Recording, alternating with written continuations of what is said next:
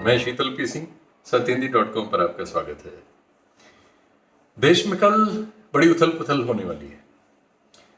किसानों के बहुत सारे संगठनों ने देशव्यापी बंद बुलाया है।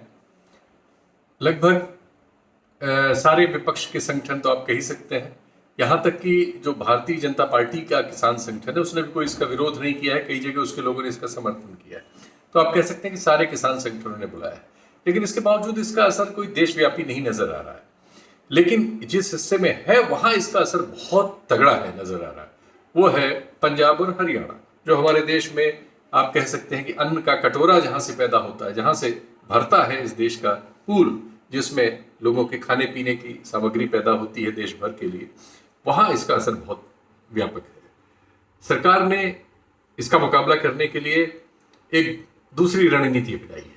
वो चीज़ों को डाइवर्ट करना चाहती है और उसके पास टेलीविज़न एक बहुत बड़ा हथियार है और सोशल मीडिया पर उसके पास एक बहुत बड़ी फौज है।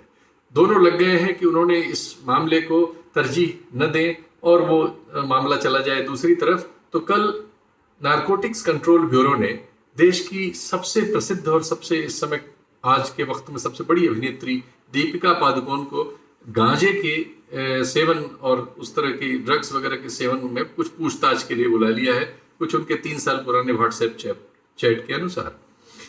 तो इस तरह की स्थिति है। मीडिया पूरा का पूरा वही गांजा और दीपिका पादुकोण और दूसरी अभिनेत्रियों पर बात कर रहा है, लेकिन देश में किसानों के बीच और देश में बेरोजगारों के बीच, देश में समाज के बीच एक कंफ्यूजन है कुल मिला के कि इस सरकार की जो नीतियां हैं वो दरअसल है किसके लिए। ये सवाल धीरे धीरे लोगों के एक बड़े हिस्से में पहुंच रहा है। और फिलहाल ये और बात है कि अभी ये पंजाब और हरियाणा में हमें ज्यादा नजर आ रहा है। चलिए इस पर हम लोग बातचीत करते हैं, आपको कुछ वीडियोस दिखाते हैं, लेकिन उससे पहले आपसे एक अपील कर लें कि सत्यहिंदी.com के इस कार्यक्रम के बाद आपको जो लिंक मिलेगा उसमें जाइएगा। हम हर बार आपसे रिक्वेस्ट करते हैं उसमें सदस्यता अभियान के आप सदस्य बने। इस तरह की पत्रकारिता जो जनपक्षीय है, जो जनता के सवालों को, जो एक जिम्मेदारी है पत्रकारिता की, उस तरह से करना चाहती है, ईमानदारी से खबरों को पेश करना चाहती है, किसी कारपोरेशन के या सरकार के हित को ध्यान में रख के खबरें नहीं बनाती है या किसी डाइवर्जनरी टैक्टिक्स में नहीं इस्तेमाल होती है, उसकी रक्षा करना उन्हीं लोगों का कर्तव्य है जिनके हित की वो पत्रकारिता है, जिनके लिए वो जरूरी है। तो इसलिए आप इस हमारे सदस्यता अभियान से जुड़े, सत्य हिंदी की ताकत बने और हम सब मिलके जो मीडिया का काम है कम से कम वो काम करते रहेंगे, क्योंकि वातावरण तो चारों तरफ जो है वो मुझसे ज्यादा आप लोग बेहतर जानते हैं। तो हमारे देश में किसानों की जो समस्या है वो बहुत ये नहीं कि इसी वर्ष इतनी गहरी हो गई या इतनी बुरी हो गई, ये एक लंबे समय से नीतियों का प्रतिफलन है। जो देश में जब उदारीकरण आया, हालांकि उसके पहले भी कोई बहुत अच्छी स्थिति थी ऐसा नहीं था, लेकिन इतनी बुरी स्थिति थी ऐसा भी नहीं था।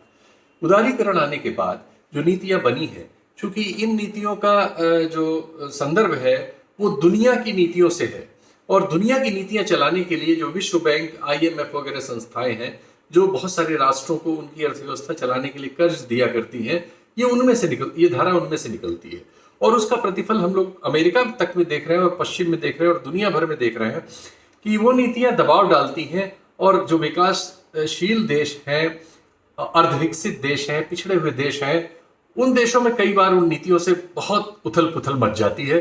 और एक सबसे बुरा जो हो रहा है वो ये हो रहा है कि जो अमीर और गरीब की खाई है और समर्थ और असमर्थ की जो खाई है वो लगातार इस समय सारी दुनिया में बहुत बड़ी होती चली जा रही है। सारी दुनिया की दौलत का मतलब 50% से ज्यादा लोगों की दौलत 1% से भी कम लोगों के हाथ में केंद्रित हो गई है। हमारे अपने देश में भी ऐसा ही होता हमें नजर आ रहा है, बल्कि हमारे देश में वो गति दूसरों से बहुत ज्यादा नजर आ रही है।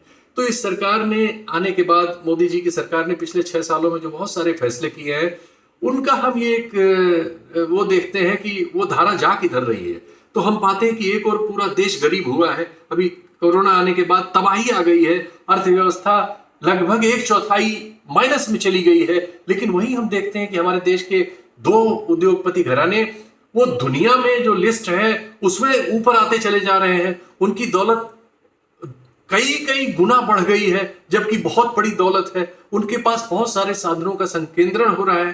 ठीक ऐसे ही दौर में जब आप पाते हैं कि सरकार जिद करके ऐसे बिल लेके आती है जिसमें सारे विपक्ष को और देश के बहुत सारे लोगों को, बहुत सारे जिनके पास सवाल है, ऐसे ढेर सारे लोग जो किसानी या खेती में आधुनिकीकरण के समर्थक थे, उनके तक के पास सवाल है। जैसे पुराने बीजेपी के कृषि मंत्री रहे सोमपाल शास्त्री जी, वो इस मतलब इन फैसलों के विरोध में नहीं है, लेकिन फैसलों के इस समय इस तरह से किए जाने वाले क्रियान्वयन में उनको तक भरोसा नहीं हो रहा है कि ये जो कहा जा रहा है उसके लिए है या जो समझा जा रहा है उसके लिए है। तो ये स्थिति हमारे सामने आ गई है। तो बातचीत शुरू करें। आपको सबसे पहले एक वीडियो दिखाते हैं। आज एक कृषि मंत्री जो हरियाणा के हैं, वो एक उपचुनाव में सोनीपत जिला है, पानीपत के एक गांव में गए, उसका नाम है मुडलाड़ा। और वहां चूंकि हरियाणा और पंजाब में किसानों ने ऐलान कर रखा है कि अगर मंत्री वगैरह या बीजेपी के नेता वगैरह गांव में आएंगे तो उनका घेराव किया जाएगा, उनको घुसने नहीं दिया जाएगा। तो मुडलाड़ा गांव में क्या हुआ, ये जरा पहले आप एक वीडियो देखिए।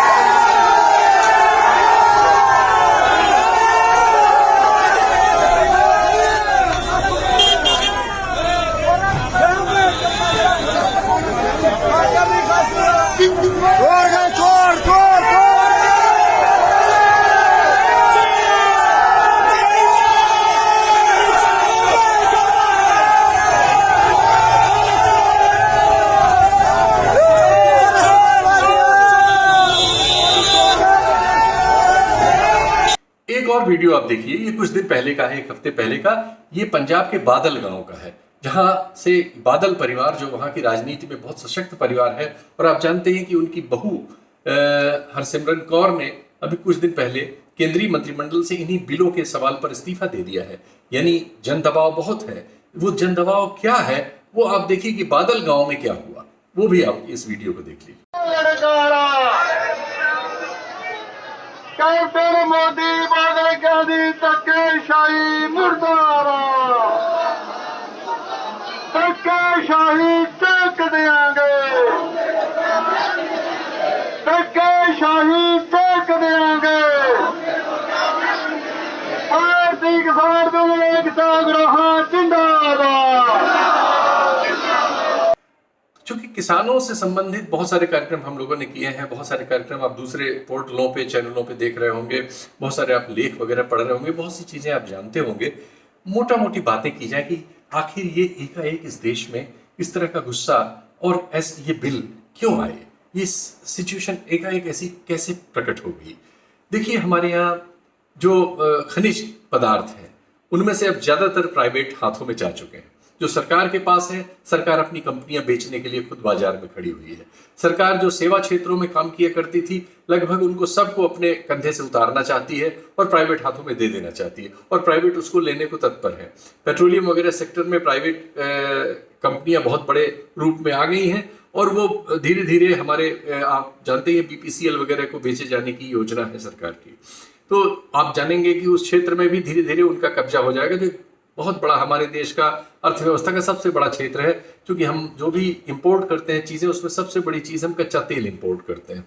इसके बाद जो कम्युनिकेशन का क्षेत्र है, संचार का क्षेत्र, जो इस जमाने का सबसे फास्ट ग्रोइंग एरिया है, यानी फोन, आपका इंटरनेट और ये सब चीजें, क्योंकि दुनिया इस पर एकदम निर्भर है, सूचनाओं पर, कम्युनिकेशन क्रांति पर। इसमें तो प्राइवेट सेक्टर पूरी तरह से आ गया है। उसमें एक कंपनी जो इसी सरकार के दौरान पैदा हुई 4G को लेके, आज वो सबसे बड़ी कंपनी है और ये माना जा रहा है कि आने वाले दिनों में सब कुछ उसी का हो जाएगा। तो इस तरह के क्षेत्र हमारे सामने आ रहे हैं। फिर जो हमारे यहाँ खाद्यान्न, सब्जियां, फल, इन सब की जो बिक्री वगैरह का मॉडल है और तमाम वस्तुएं जो आपके दैनिक उपयोग के तमाम मशीनरी है, घरेलू उपयोग के सामान है, बहुत सारी चीजें, इन सबको जो बेचने की प्रणाली है वो धीरे धीरे आपकी जो परंपरागत प्रणाली थी, बाजार वगैरह में आप जाते थे, डीलर वीलर होते थे, सब हट के अब उसमें बहुत बड़े बड़े लोग आ रहे हैं। और उसमें सबसे बड़े लोग हमारे देश के ही एक औद्योगिक घराना अंबानी जी का जो है वो आता हुआ नजर आ रहा है, क्योंकि उसका फेसबुक से, गूगल से, दुनिया में ये काम करने वाली बहुत सारी कंपनियां आके उसमें जुड़ रही हैं और वो सब का लीडर बन के इस काम को करने आ रहा है। तो एक बहुत बड़ी उथल पुथल इस सब क्षेत्र में भी मचने वाली है। बहुत सारे लोग अब ऑनलाइन का प्रयोग करने लगे हैं खरीद फरोख्त में। तो ये सब चीजें घट रही हैं। उसी में ये किसानों की समस्या है। किसानों की समस्या क्या है? आप एक आंकड़ा सिर्फ देख लीजिए। जो इस मामले पर जो जिस बात पर विवाद है वो है एमएसपी, यानी जो हम ये फसल जो पैदा होती है, सरकार उसकी साल में एक मिनिमम सपोर्ट प्राइस तय करती है कि कम से कम किसान को इस चीज की इतनी कीमत तो मिलनी ही चाहिए। ये माना जा रहा है कि किसान बहुत कठिनाई में है, इसलिए सरकार ने ये एक तरीका निकाला हुआ है। अब आप सिर्फ एक आंकड़ा देख लीजिए कि 2011-12 में हमारे जो गेहूं की मिनिमम सपोर्ट प्राइस थी उसमें करीब 10% की बढ़ोतरी की गई थी उस साल, 9.8%। वो अभी 2021-22 के लिए जो मिनिमम सपोर्ट प्राइस जल्दी से भी अनाउंस कर दी गई इस बिल के दौरान, वो कुल 2.6% है। यानी 10% से एक चौथाई रह गई है, अब 2.5% हो गई। और ये बीच बीच में जब चुनाव आता है तो थोड़ी सी बढ़ा दी जाती है, ज्यादा जोर से एक आध साल कर दी जाती है, फिर उसके बाद घटा ली जाती है। तो एक तो ये हो रहा है, ये हो रहा था, लेकिन अब तो ये समस्या ही खत्म कर दी जा रही है। इन बिलों में अब जो अभी पास किए गए हैं इनमें एमएसपी का नाम ही नहीं है। सरकार अब ये जिम्मेदारी लेगी कि नहीं लेगी, ये उसके इकबाल पर है। वो तो उन तमाम चीजों की जिम्मेदारी नहीं ले रही जिसे संसद में पास किया गया है, जो हमारे संविधान में लिखी हुई है। तो जिसको वो लिख भी नहीं रही है, मौखिक कह रही है, वो उसकी जिम्मेदारी कल को लेगी कि नहीं लेगी कोई नहीं जानता। इसीलिए हरियाणा और पंजाब के किसान जो इस एमएसपी के सबसे ज्यादा प्रभावित लोग हैं, इसलिए कि उन राज्यों में एमएसपी का सबसे ज्यादा इस्तेमाल होता था। उत्तर प्रदेश, बिहार, मध्य प्रदेश और दूसरे खेतीहर राज्यों में, तेलंगाना, आंध्र प्रदेश वगैरह में तो एमएसपी की समस्या कभी उस तरह से एमएसपी का पालन ही नहीं हुआ उन राज्यों में। वो वहां की राज्य सरकारों की अपनी कमजोरियों से ऐसा हुआ। इस सरकार ने ऐलान ये किया था जब ये आई थी, यानी मोदी जी ने 14 से पहले के सारे भाषणों में ये ऐलान किया था, अपने घोषणा पत्र में भी लिखा था, बहुत भाषण दिए हैं जिनकी वीडियो मौजूद है, कि वो किसान की आय दुगनी कर देंगे, कम से कम उसको 150% तो बढ़ा देंगे। ये सब उनके ऐलान थे। उन्होंने इसके लिए एक दलवई साहब, एक अधिकारी अशोक दलवई होते थे कृषि मंत्रालय में, उनकी कमेटी भी बनाई थी, उससे सुझाव वगैरह भी लिए थे। लेकिन ऐसा कुछ होता आपको कहीं नजर नहीं आया। कहा गया था कि 2022 में आय इनकी दुगनी हो जाएगी, लेकिन जो स्थितियां हैं वो क्या है? इसमें मक्का बिहार में 900 रुपए क्विंटल बिक रहा है, इसका एमएसपी 2600 रुपए से ऊपर है। 2600 रुपए एमएसपी है हाइब्रिड वाले का, और ये बिक रहा है 900 रुपए बिहार में। 1000 रुपए इन जनरल है यूपी वगैरह में और सब जगहों पर। यानी मक्के का दाम 1000 रुपए है इस समय पर क्विंटल, यानी एमएसपी के आधे से भी नीचे। ये तो खुले बाजार में है। और ये जो कुछ बाजार की बात है, ये तो अध्यादेश पहले आ चुके थे, तो बाजार तो खुला हुआ था, तो किसको खरीदने पे रोक थी कि सिर्फ मंडी से ही खरीदे? लेकिन उससे क्या हुआ? क्या दाम बढ़ गए? क्या दाम बढ़ जाएंगे? तो ये जो तर्क सरकार की ओर से आ रहे हैं वो मैदान में बहुत कमजोर है। गेहूं के दाम, गेहूं का जो एमएसपी है वो 1975 रुपए है और गेहूं 1500 रुपए में उपलब्ध है। फर्रुखाबाद के किसान ने एसएमएस करके बताया कि 1500 रुपए में गेहूं बाजार में उपलब्ध है होलसेल में खरीदने के लिए। तो किसान की जो उपज के दाम है सड़क पर, मार्केट में बिकने के लिए, उनकी स्थिति तो एमएसपी से भी नीचे है। इसलिए किसान बिलबिलाया हुआ है कि जैसे हरियाणा और पंजाब में एमएसपी मिल जाती थी, वो मंडियों के जरिए सरकार को बेच देता था, उसको एक मुश्त रकम मिल जाती थी। अब सरकार उससे पल्ला झाड़ ले रही है और वो उन्हें खुले बाजार में उन बड़े बड़े लोगों के सामने निहत्था छोड़ दे रही है जो उसका पता नहीं क्या करेंगे, उसको कोई भरोसा नहीं है। जबकि सरकार ये कह रही है कि एमएसपी की प्रणाली बंद नहीं होगी और हम आपकी ये प्रणाली जारी रखेंगे, लेकिन लोगों को भरोसा नहीं हो रहा है। तो इस सरकार के साथ इस समय भरोसे का संकट आ गया है। हमारी किसानी में दयनीयता आई क्यों? उसकी वजह एक सिंपल है, हमारे पास वेयर हाउसिंग उतनी नहीं थी। हम जितना पैदा करते हैं उसको रख नहीं सकते, किसान अपनी फसल को रोक नहीं सकता, उसकी समस्या ये है। इसलिए वो जब प्याज पैदा कर लेता है तो उसकी 1 रुपए 2 रुपए 3 रुपए में बिकने लगती, आलू पैदा कर लेता है तो 1-2 रुपए में बिकने लगती, टमाटर उसको फेंकने पड़ते हैं। तो अगर उसकी फसल ज्यादा हो जाती है तो उसकी वेयर हाउसिंग के उसके पास इंतजाम नहीं है, और सरकार ने इतने वर्षों में इसका जो इंतजाम किया वो एकदम नाकाफी है, 10-15% हो पाया है, बाकी सारा खुला मैदान है। तो जरूरत थी कि वेयर हाउसिंग की एक बहुत बड़ी प्रणाली इस देश में होती। जब यूपीए था तो उसने एक कानून इसके लिए बनाया था, एक वेयर हाउसिंग के लिए central warehousing development and regulatory act बना था, और उसमें कोशिश थी कि किसानों को मदद करने के लिए सरकार और प्राइवेट सेक्टर को भी जोड़ के और बड़े पैमाने पे वेयर हाउसिंग लाई जाएगी। अगर सरकार ऐसा करती कि जो भी वो इस तरह का निवेश लाना चाहती है और कैपिटल लाना चाहती है वो वेयर हाउसिंग सेक्टर में लाती तो उसकी ज्यादा बड़ी मदद होती, तो किसान की डायरेक्ट मदद होती। लेकिन सरकार इसको एक सिरे से अमेरिका बनाना चाहती है, जबकि देश अफ्रीका की तरह है। तो ये जो हमारी स्थिति है, हमारे 50% से ज्यादा बच्चे माल नरिश्ड हैं, उनको खाना नहीं मिलता, हमारे पास नहीं है। हम अगर अपने इस किसानी के इस पूरे तौर तरीके को, तंत्र को अमेरिका बनाने की कोशिश करेंगे तो हम नहीं समझ रहे हैं कि हम कितने ज्यादा लोगों को, क्योंकि हमारे यहाँ करीब 60% से ज्यादा लोग किसानी पर टेढ़े मेढ़े निर्भर हैं और उसकी वजह से जीवित हैं। और ये जब चीज उनके हाथ चली जाएगी जिनका लक्ष्य मुनाफा कमाना है, तो वो इसमें ज्यादा से ज्यादा मशीनें लाएंगे जो बहुत सारे हाथ खाली करेगी।